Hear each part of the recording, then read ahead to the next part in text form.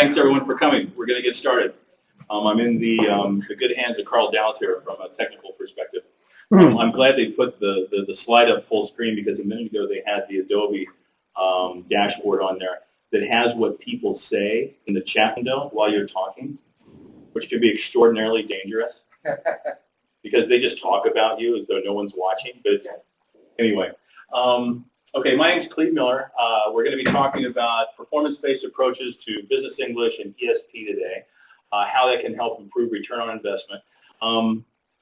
This is going to be based on a previous life I had where I was, basically I lived and worked in Latin America for almost 15 years, doing business English teaching, running a consultancy, doing the sort of kind of linguistic auditing and business English consulting that many of us in this room do.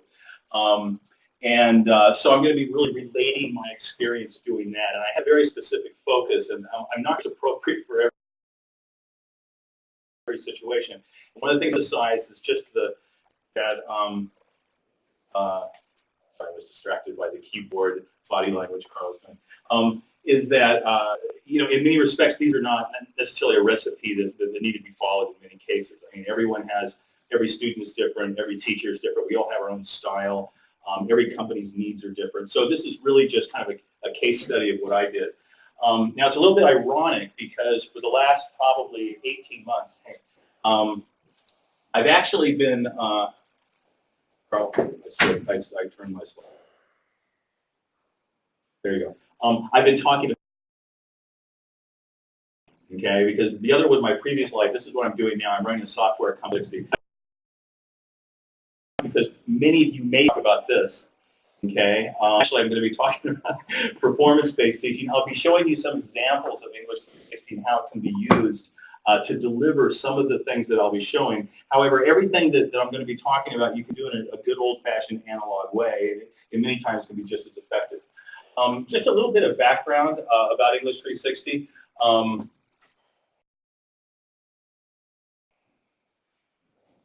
Carl? Yeah, just a sec. All right, sir. Great. Just to summarize what we're up to here. The term Web 2.0 has become almost a cliche, of course, and there's lots of pushback about overuse and misunderstandings about what it means. But at the same time, it is representative of a very critical approach to technology that is really bottom up instead of top down. Okay. Before, we couldn't just self-publish a newspaper article every morning if we want to, like we do now with blogging. We can't broadcast our every thought in 100 characters 20 times a day like we can with Twitter. Those were impossible for us for a whole number of reasons. Internet technology means now everyone can do that. Lots of times people will say, oh, it's the revolution, it's Web 2.0, it's now all bottom-up content creation. That's a one-sided picture. Bottom-up is great, all the stuff that we produce is fantastic, user-generated content is excellent, but the top-down, traditional, sort of editorial, expert-written publishing content, fantastic also. So it's really, Web 2.0 is a complement for your top-down content. But and really what we've done with English 360 as a software application is to bring that bottom-up ethos into ELT. It's not the only way to do it. There's lots of ways. I mean, we've got lots of you, I know, I've been talking to teachers here who use wikis for that purpose. So there's lots of ways to do it. English 360 is one, but as an example of that, I mean, the themes behind English 360 is it's an open platform. It's an open platform for language teaching. So like we talked about bottom-up content, complementing top-down content, that's what we have in English 360. We have probably, I don't even know how many, 41, 38 titles? 41 Cambridge titles in the English 360 platform right now. So they're all in there. You can use them as they are, business English, ESP, medical English, general English, vocabulary practice, grammar practice, etc. You kind of use them out of the box, or you can take just a unit, or you can take just a chapter, or you can take just a page, or even just an activity, copy it, and kind of configure your own courses from a variety of sources. to really be able to personalize your teaching. That's the bottom-up part. And the reason it's open is because we have a really nice set of authoring tools. So, teachers every day how many of you here create your own exercises in Word or PowerPoint or whatever? Okay. Anyone who's never created any content? No one would admit to it, I think, at this point. You can always get the action you want by putting it in the negative. So because teachers are doing that, why are teachers doing that? Teachers are doing that because they uniquely know the strengths and weaknesses of their students. They uniquely know what the company client needs. So by having, what we want to have is the best of both, really nice and convenient, publisher-driven content, because who wants to why make more, present perfect tense gap fills? Okay, Mark would say never, actually. But aside from that, we can't write a book every night for class, so we just use the content that we have in there from Cambridge. But when you want to make your own content to fit that specific interest or requirement or business need that the student has, we have a nice authoring tool set in there so you can do that, and it all comes together seamlessly. Okay, so it's really a very nice open platform in that respect. Next slide.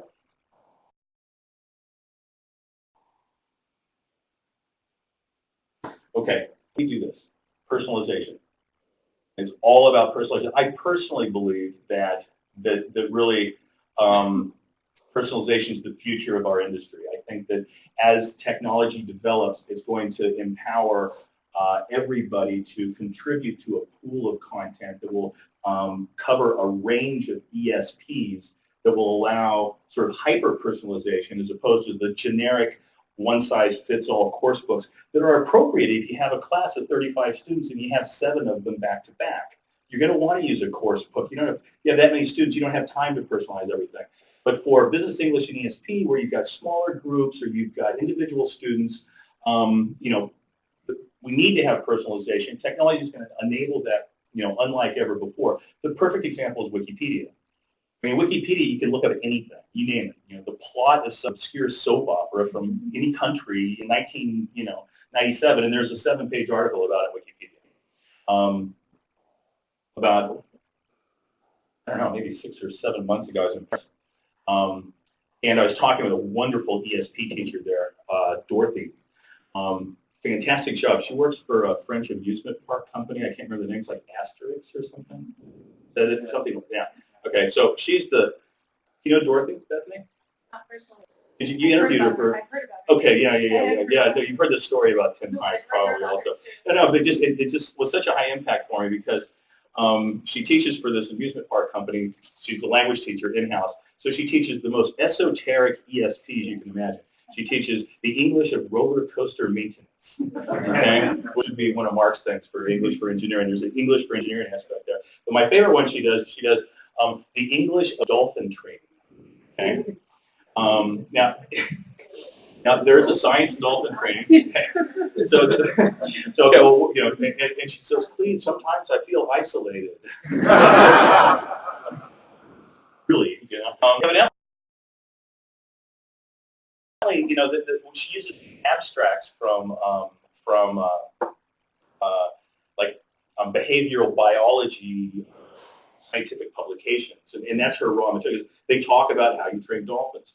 So, one of the things we want to do with English 360 to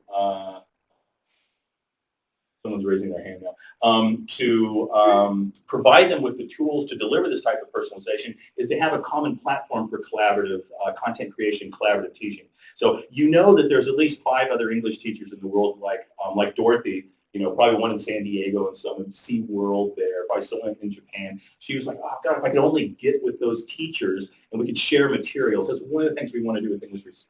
Anyway, when it comes to business English, okay, when it comes to working with companies, one-on-one coaching, a lot of the stuff that you do, Mark, I think, and this again, personal, based on my experience, that the ultimate of personalization in this case is performance-based training.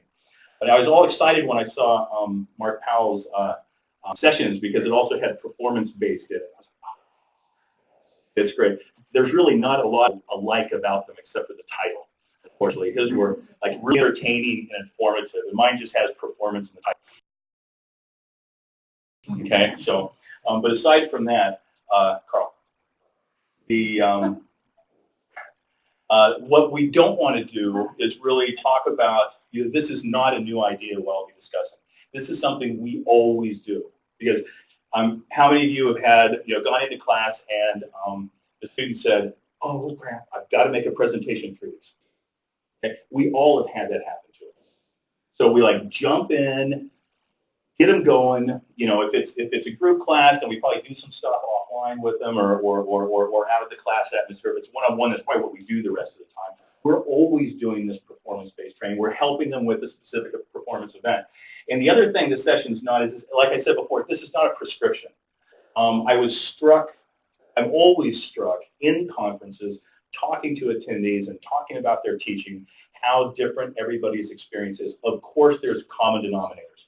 Of course, there are best practices, but the differences in each person's teaching situation is so profound. I am absolutely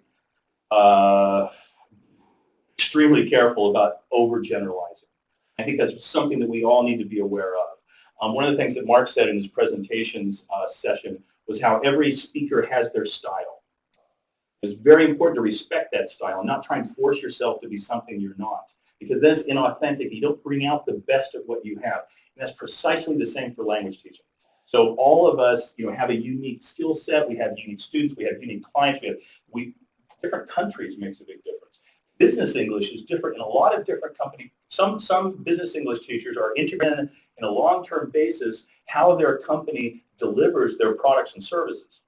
And others are really more, doing workshops and doing regular business English. So there's a lot of differences even at that level. What it is about, okay, it's about supporting performance through what I like to call an emergent syllabus. We talk a lot about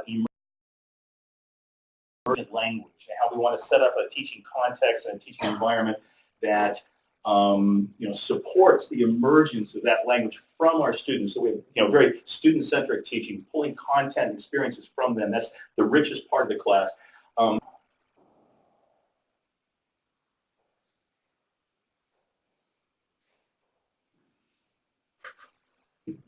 Oh man, we were like so off track. I need to go there. Okay. Sorry, guys. Hi, everybody.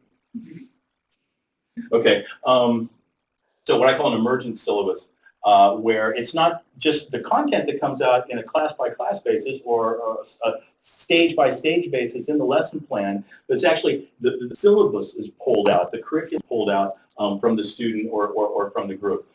We are going to look at a few software examples. I don't want this to be a commercial presentation or an ad. The problem is that this is what I've been doing for 15 years. And so I can't talk about what I do without also implicitly plugging English 360. There's no way to avoid it. So I am going to show you some examples of software and how it'll support the performance-based training we're talking about. And then really just kind of look at some of the results and the benefits of performance-based training. Okay, so what are we talking about when we're talking about performance? We're not talking about it in the traditional applied linguistics competence versus performance dichotomy. Okay, that's also relevant to native speakers. I'm using it in a more restricted example that's more teaching-based, more business English-based. It's about, actually wrote a couple kind of ad hoc definitions here. Next slide.